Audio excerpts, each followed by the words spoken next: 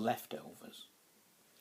Empty chocolate boxes, a pillowcase with an orange at the bottom, nuts and tinsel with its idiosyncratic rustle and brilliant sheen, and the reflection in it of paper chains handmade and stuck with flour paste, stretching from the light bowl to every corner of the room. Father Christmas himself was plastic, and his vast stomach painted red, with a bulging sack behind his back, and he was stuck in the middle of a very large cake. The icing was royal, and you could see the whites of many eggs in the glister of its surface, and on the upright piano the music of jingle bells lay open. With aching hands I wrote thank you notes for socks to sainted aunts, and played on Nutwood Common with Rupert until Tiger Lily's father, the great conjurer, waved his wand and brought me home to the last coal fire in Leeds suddenly dying.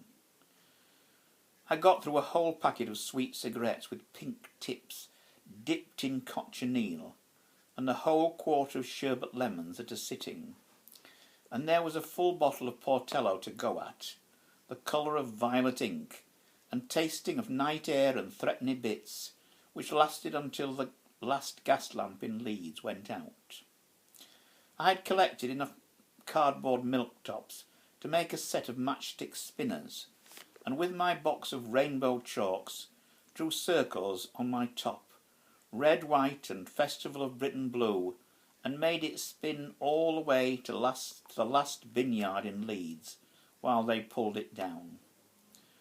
I was a very small teddy bear, crouched on a huge and broken chair, ready to put out into the wide world, and my mother was there to see me off. The light in her eyes was out. There was no fire in her heart, and the vineyard where I played was empty space. A call to arms. It was like chucking out time in a rough Victorian pub. Cherubic Dylan was the first to go, lachrymose, but with a show of strength, yelling, bugger all, this is my boathouse in Larne. These are my books, my prizes, I ride every wave crest, my love's a legion. What's this you're saying about fashion? Others follow where I lead. School children copy my verse. No anthology omits me. Put me down, put me down. George Barker was too far gone to take them on, and moaned about a list in a crystal cave of making beneath the basement of the Regent Street Polytechnic. Edith Sitwell was rigid in a carved high-backed chair, regally aloof, her ringed fingers gripping the arms, her eyes flashing diamonds of contempt. À la lampe, à la lampe. A serious fight broke out in the saloon bar when they tried to turf Redgrove out. His image of the poet as a violent man broke loose, and in his turtle-necked seaman's jersey he shouted, "Man the barricades!" A tirade of naturopaths and voters for a poetry of love mixed it with the chuckers out. Kennedy, Morley and Hulls suffered a sharp repulse. Heathstubbs was making death stabs with his blind man's stick at the ankles of detractors from his position under the high table of chivalry, intoning a prayer to raise the spirit of Sidney Keys. Geoffrey Hill had Merlin and Arthur beside him and was whirling an axe to great effect. Headless new-gen poets running amok. Andrew Crozier was leading a counter-attack with Caddy and Hinton neck and neck, and Silkin was quietly grotting while he kept on smiling. Price Turner was so happy at the slaughter he hanged himself in a corner, and Hughes brought the great white boar to wallow in all the gore, while I rode a centaur Charles Tomlinson had sent for. Emergency helpline. The drip of water on my bread came from the ceiling up above my head. There was a pouch of pale green paint, full of foul water falling down. One drop upon my nose, one on my crown. And so I phoned in my request, and one plumber came with hands in pockets, sauntering in, a gentleman of leisure. There's no problem here at all, except in your imagination, a residue of rain perhaps, or morning dew.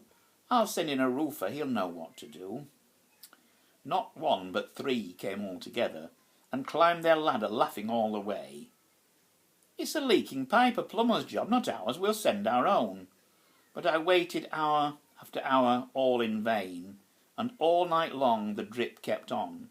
I telephoned again, but no one came. Every plumber in the land seemed lost or sleeping, till at dawn a furtive one came creeping in. What's this I hear? A leak? Leaks are my special field. That's how I got my doctorate. I will begin with first premises. Theoretically, of course, it could be anything. The source may be next door or underneath the floor. Possibly we may have to dig up your garden, but really I expect condensation as in the Amazon basin, or a sediment from a shower, or dew from a lady's bower. I will explore the unlikeliest sources first. That's my way. That's how I got my chair. No one could challenge my thesis on 100 ways to miss a leak. And in the meantime, you will have to do without to loo or use the one next door. A morning and an afternoon went by, and the professor pored over books and diagrams and adjusted his glasses, ordering the whole toilet to be dismantled then reassembled. 5 minutes after he had left, the leak came back, 3 times worse, and then the professor and his assistant spent a whole hour with a hairdryer over a hole in the floor. We'll have to dry out this condensation, caused by a juxtaposition of hot and cold pipes in constant regeneration of the water in cyclic mutations which cannot be stopped. When I pointed out an actual leak behind the sink, the professor said, I was coming to that. Always begin with first premises and work backwards. That's logical, I always learned. Eliminate the most unlikely first. Your problem will cease if you follow my instructions. Don't turn the tap on, never. That way your leak is gone forever. But in your case I'll make an exception. I'll bend a plastic pipe around a bit from here to there. The kink will stop both leak and flow, but there'll be a trickle, so you'll know the memory of hot water. Give me yesterday. Give me yesterday any day. Green corporation buses, red trams with Swinegut on the signboard, tram tracks and tram sheds, beds with wooden headboards, watches that tick and clocks that tock, films in black and white with Wayne and Colbert, bus conductors with ticket machines going ping, Grace Kelly and Bing, Gene Autry and Hopalong Cassidy, Sexton Blake's 64 pages for twopence, turf cigarettes in 5, and Peg's paper, penguins at half a crown, shillings and guineas, 78's, Blackpool prom, gas lamps and rainbow sherbet, ink in bottles, fountain pens, Sutton steam engines, Meccano and Beano, prefabs and larders, the home service and have a go, the little rascals, navy blue knickers, socks and suspenders, threepenny bits and farthings, ship halfpennies and chips with scraps, bit rugs and chamber pots, coconut mats, the Yorkshire penny bank, the GPO, telegraph boys, red runabouts, 40 to 1, Uncle Mac and Wandering with Nomad, Toy Town and tonics, Portello and Rinso, potted meat and rissoles, frocks and fire screens, crochet and croquet, the Coronation Scot, drays and coal carts, pocket watches and vineyards. No TVs, no PCs, no internet, no AIDS, no media hype, no PR, no supermarket, no private cars, no motorways, no street cred, no drug scene, no no ghetto blasters, no homeless, no beggars, no surveillance cameras, no X-Files, no sex files, no soaps. Give me yesterday, any day. To my wife. You buy my freedom with your love, with every book you catalogue or stamp. My imagination hacks a strand from the hawser that for 3 years has held it in the grubbing estuary of modern time.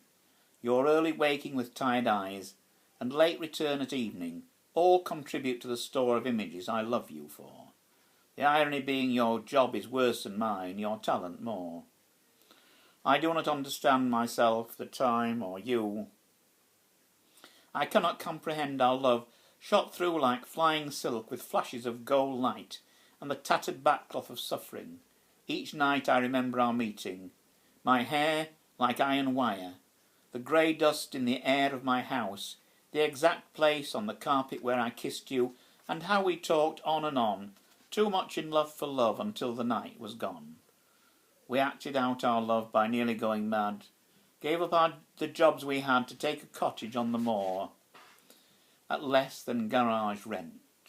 For food we learned to pledge our dreams, and found too late the world redeems what it had lent. By night the world unpicked the dream we wove by day. Each dawn we woke to find the stitching come away. Two creatures from a bestiary besieged our dream. A neighbour's one-eyed cat that prowled outside to bring its witch-like owner with her tapping stick. Was the bark we played too loud for her deaf ears, or was it our love that howled her silence home?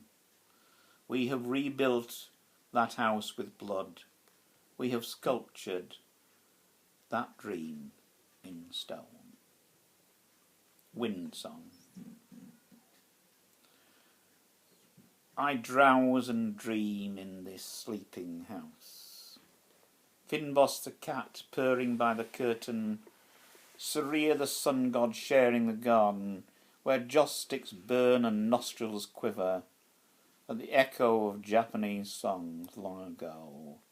In the breaking day I kiss your lips, the taste of you, and taste the tongue of your walking shadow. I often wonder how I came to write these early poems. I think lyrical poetry is very much for young poets to write. As one gets older, one may live more, one may know more, one may experience more, but the kind of lyrical poetry you write, I think, in your 20s and 30s has to give way to a different kind of poetry, perhaps narrative, as in my case when I wrote Bridge Over the Air, and perhaps sometimes humorous. Humorous poems are very hard to write. You can only write them from lived experience, I think, and Emergency Helpline was strangely more or less true.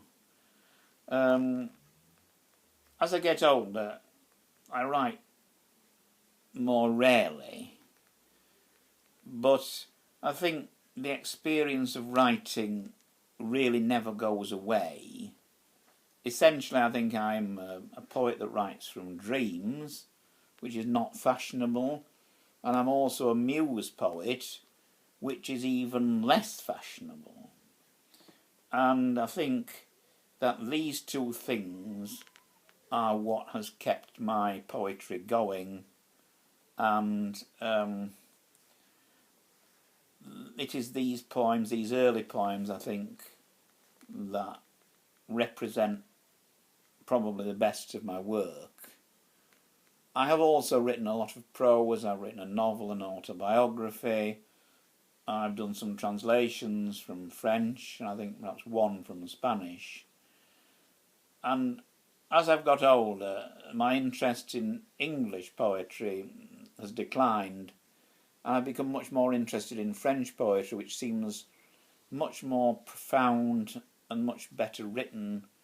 I'm thinking of poets of the 20th century, Pierre Reverdy, who died many years ago now, but Jacques Reda, who is still alive though in his 80s, and I've tried to translate some of his poems, but they are written in very difficult French. Although I've been acquainted with it for many years, French poetry is very difficult to translate because French poets have an enormous vocabulary.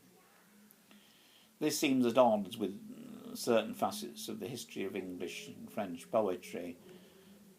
Shakespeare is reputed to have had several hundred flower names, and a great French poet, only used one, which was Fleur.